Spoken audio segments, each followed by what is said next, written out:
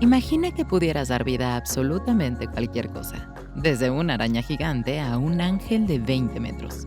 Ese es el poder de la escultura, el arte que cobra vida en 3 dimensiones y que nunca había sido tan tangible como cuando el sujeto es el cuerpo humano. Gracias a la escultura, artistas han recreado el cuerpo de muchas maneras. Pero, ¿qué mensaje hay en el fondo de cada representación? ¿Cómo han empleado los artistas el cuerpo para expresar sus preocupaciones, deseos e incluso sus miedos más profundos?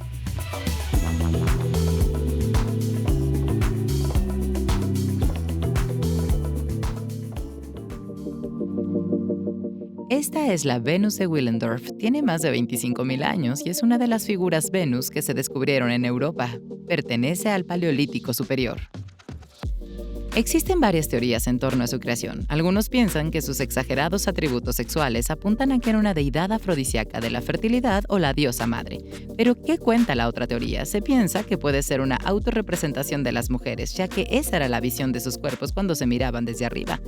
Otra estatuilla que también se talló en la misma época va más allá de la autorrepresentación y presenta elementos sobrenaturales.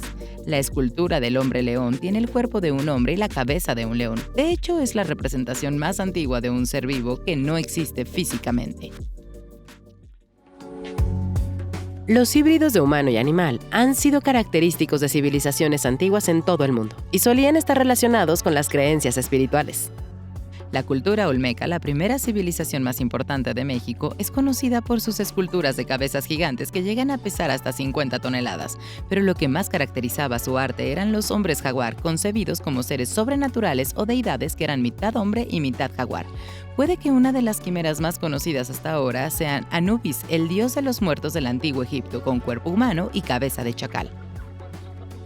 Los antiguos egipcios, entre otras muchas cosas, eran maestros escultores. Cuando representaban la figura humana, seguían al pie de la letra las reglas matemáticas.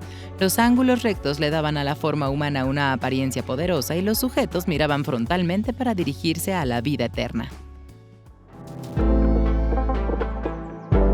Por otra parte, los antiguos griegos eran conocidos por adoptar un enfoque muy diferente. En la época clásica, desde el año 500 antes de la era común en adelante, se originó lo que hoy consideramos la revolución de la escultura griega. Las representaciones estáticas de la figura humana quedaron en el olvido y se vieron reemplazadas por esculturas con poses naturalistas y dinámicas que se centraban en la belleza del cuerpo, en la musculatura y en el movimiento. Los griegos lograron algo extraordinario: le dieron vida al cuerpo.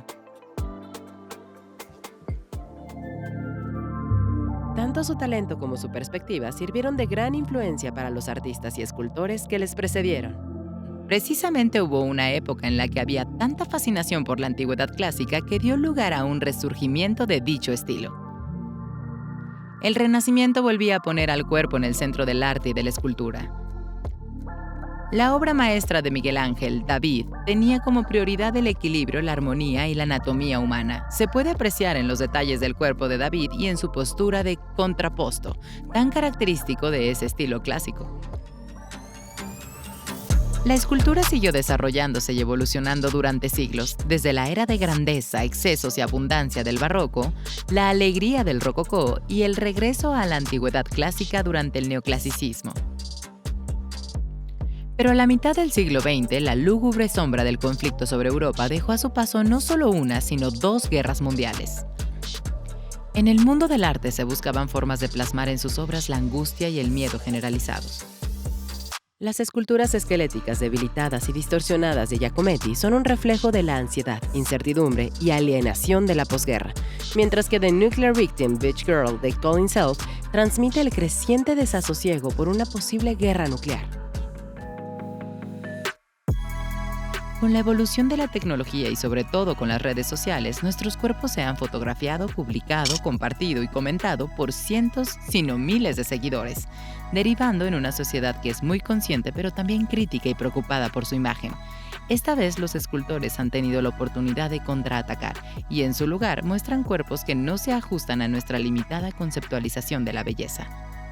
Han pasado más de 25.000 años desde que se esculpió aquella primera estatuilla. Con el paso de cada civilización, el arte ha procurado plasmar el mundo cambiante que lo rodea, poniendo el foco en nuestra propia imagen, esculpiendo la figura humana de formas sorprendentes, encantadoras, emocionantes, estremecedoras e incluso que causan rechazo. Ahora la pregunta es, ¿qué forma le daremos en el futuro?